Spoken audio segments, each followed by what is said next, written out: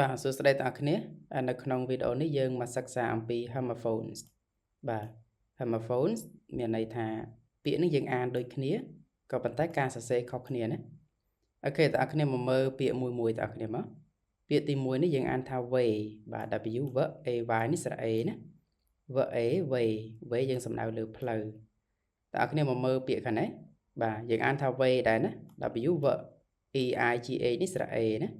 way ប៉ុន្តែយើងសំដៅទៅលើការថ្លឹងទម្ងន់វិញណា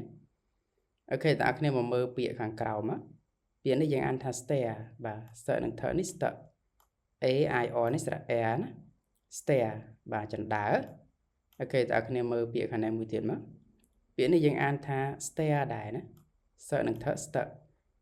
a o e នេះស្រៈ air ដែរ stair បាទយើងសំដៅលើការសម្លឹងគ្នាណាអូខេទាំងអស់គ្នាមកមើលទាំង4ពាក្យនេះគឺយើងសរសេរខុសគ្នាទេបាទប៉ុន្តែហេតុអីបានយើងដឹងថាសំឡេង a ហ្នឹងដូចគ្នាបាទយើងអាចសម្គាល់បានតាមរយៈសញ្ញា a ណា